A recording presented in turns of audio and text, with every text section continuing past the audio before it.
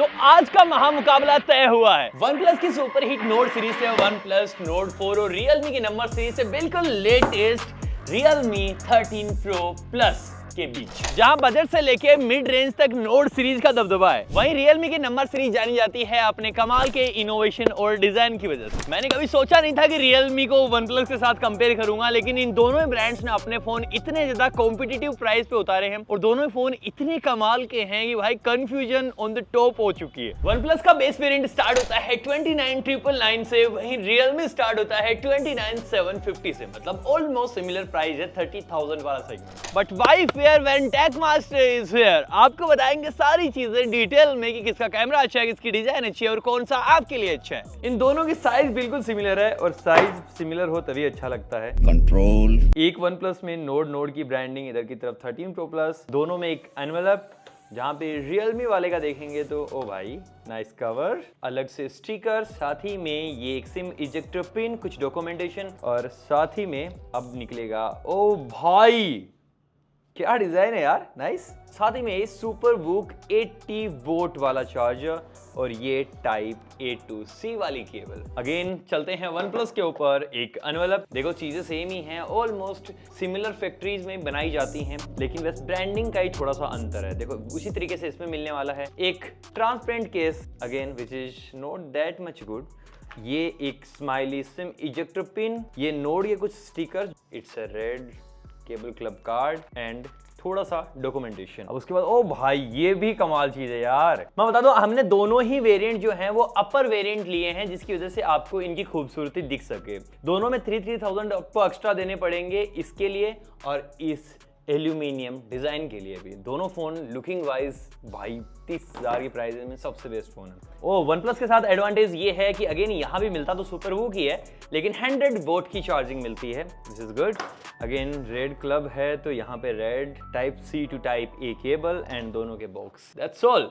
तो almost similar कहानी। अब देखते हैं दोनों ही फोन्स को। OnePlus का डिजाइन बैक में ग्लास और इस मेटल के कॉम्बिनेशन से बना हुआ है। ऊपर का छोटा सा एरिया ग्लास का है, बाकी सारा मेटल का है। मेटल ऑलमोस्ट गायब हो रहा था फोनों में से। और वहीं Realme का डिजाइन ये वीगन लेदर डिजाइन है और ये देखने में काफी कमाल लग रहा है। लिटरली ऐसा कि किसी लेदर के कपड़े को काट के पीछे लगाया है। और ये सर्कुलर डिजाइन ये भी किसी प्रीमियम फील से कम नहीं है। तो डेफिनेटली ये प्रीमियम तो है लेकिन यूनिक नहीं है, क्योंकि बहुत सारे फोनों में ये ऑलरेडी आ चुका है। लेकिन आपके सेटिस्फेक्शन के लिए हम पार्क में यहाँ पे जनता से पूछेंगे कि इन दोनों फोनों में से किसका डिजाइन ज्यादा बेटर है, कौन सा वो प्रीफर करते हैं। ये दो फोन है, देखो ये पूरा सा एल्यूमिनियम का फोन है। बताना कि कौन सा जो फोन है वो ऐसे पकड़ने में अच्छा लग रहा है और कौन सा आप लोगे। Realme बेस्ट लग रहा है आपको, देखो जरा एक बार। Realme लग रहा है पक्का, कौन सा वाला? Realme वाला। OnePlus आप OnePlus, Realme वाला, आपको भी Realme वाला।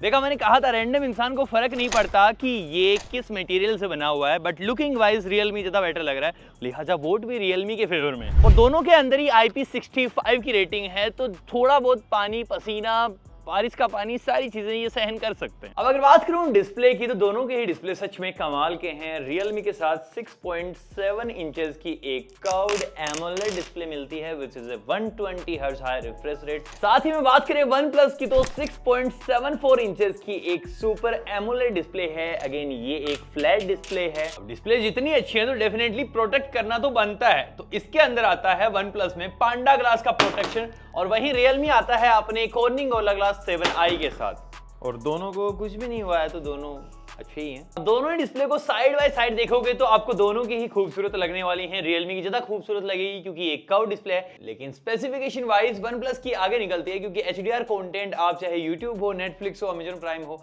इसके अंदर ही देख पाओगे। पर मानो ना मानो दोनों को साइड बाय साइड रखे तो ज्यादा पंची कलर Realme में निकल के आ रहा है। पता नहीं हर चीज में इतना कलर क्यों लग रहा है, सब कुछ एकदम ग्रीनरी से भर चुका है, सारे कलर्स इतने एम्पलीफाई करके दिखा रहा है, जिसकी वजह से डेफिनेटली ये ज्यादा बेटर लगती है। बाकी दोनों को अगर आप आउटडोर यूज करोगे तो Realme के अंदर 1200 मैक्स निट ब्राइटनेस है और OnePlus के अंदर 1100 है। दोनों की विजिबिलिटी बाहर अच्छी है। अब दोनों के अंदर ही डुअल स्टीरियो स्पीकर्स हैं, तो दोनों में ही गाना बजाना हो जाए और देखते हैं किसके स्पीकर ज्यादा मजेदार हैं। Now it's Realme time.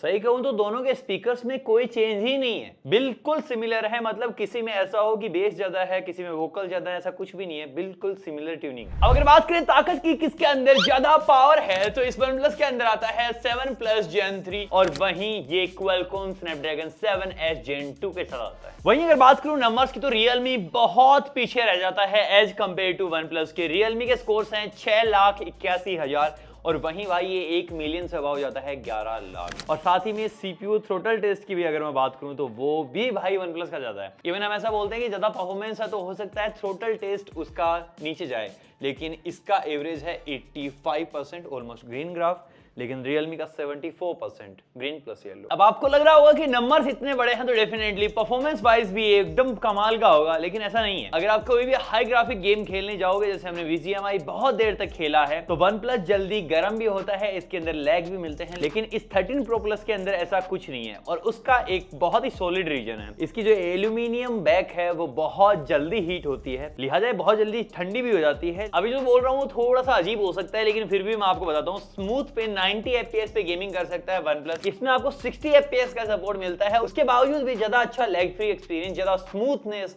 आपको Realme के अंदर मिलेगी as compare to OnePlus। Even हमारे पास तो जो स्टोरेज वेरिएंट है वो भी एकदम हायर वाला है, UFS 4.0 बेस्ड स्टोरेज मिलती है। अगर आप 30,000 वाला वेरिएंट लोगे तो आपको नॉर्मल UFS 3.1 मिलेगी। और वहीं OnePlus के अंदर LPDDR5X बेस्ड रैम है और Realme के अंदर LPDDR4X बेस्ड रैम और UFS 3.1 बेस्ड स्टोरेज। ये पीछे रह जाता है स्टोरेज के मामले में, मतलब इसके नंबर्स इतने ज्यादा लेटेस्ट नहीं है। और हम यही नहीं माने, डेटा कॉपी करने में भी हमने दोनों की स्पीड को टेस्ट किया है, क्योंकि इसके अंदर latest storage and RAM type है, तो डेफिनेटली जल्दी होना चाहिए था, लेकिन नहीं, Realme ही आगे जाता है। आई डोंट नो क्यों हो रहा है ये सब। नेक्स्ट सबसे इंपॉर्टेंट चीज देखते हैं, कौन है कैमरा किंग। OnePlus के अंदर ड्यूअल कैमरा सेटअप है, जिसमें 50 मेगापिक्सल प्राइमरी सेंसर है विद OIS एंड 8 मेगापिक्सल का अल्ट्रा वाइड है। वहीं Realme के अंदर ट्रिपल रियर कैमरा सेटअप है, जिसमें 50 मेगापिक्सल का प्राइमरी सेंसर है विद OIS, 50 मेगापिक्सल का ही टेलीफोटो सेंसर है और 8 मेगापिक्सल का अल्ट्रा वाइड लेंस है। कैमरा स्पेसिफिकेशन में डेफिनेटली Realme आगे है, लेकिन रियल में किसके रिजल्ट ज्यादा बेटर हैं जानने के लिए हमने बहुत सारे सिनेरियोज में बहुत सारी पिक्चर्स और वीडियोस क्लिक करे हैं, जहां नॉर्मल 1x और 3x की पिक्चर्स में ज्यादा डिफरेंस नहीं है।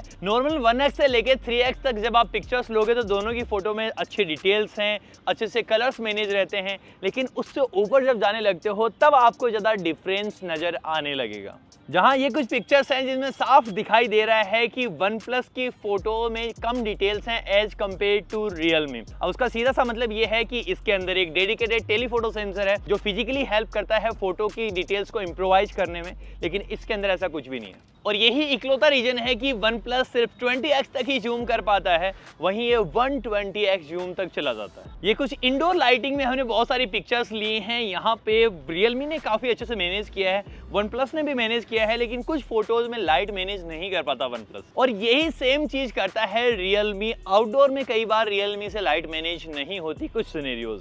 और पोर्ट्रेट फोटोज देख के तो Realme खुद कहता है मुझसे कोई स्मार्ट बताओ, क्योंकि भाई अगेन इसका टेलीफोटो सेंसर इसमें कमाल करता है। जैसे ही आप पोर्ट्रेट मोड पे आप स्विच करोगे इसको तो 3x पे चला जाता है और क्या ही कमाल बुके निकाल के देता है, लेकिन वो हमको OnePlus के साथ नहीं मिल पाता।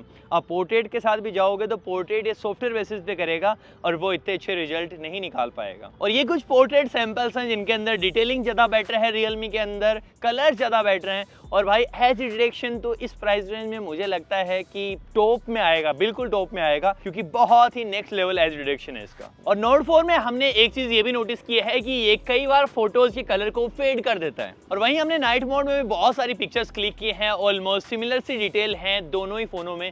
अगर दोनों में से किसी एक को जिताना हो तो Realme स्लाइटली बेटर कर जाता है कई सिनेरियोज में, बाकी ऑलमोस्ट सिमिलर है, नाइट फोटोज में कोई डिफरेंस नहीं। बाकी ये दोनों ही फोन 4K में रिकॉर्ड कर सकते हैं, लेकिन OnePlus की रिकॉर्डिंग भाई 4K 60 FPS में हो रही है और Realme की 4K 30 FPS में हो रही है। ये थोड़ा सा डिसअपॉइंटिंग है यहाँ पे, डेफिनेटली यहाँ भी 60 FPS होना चाहिए था, वरना ये जो जर्क लग रहे हैं ये नहीं लगते।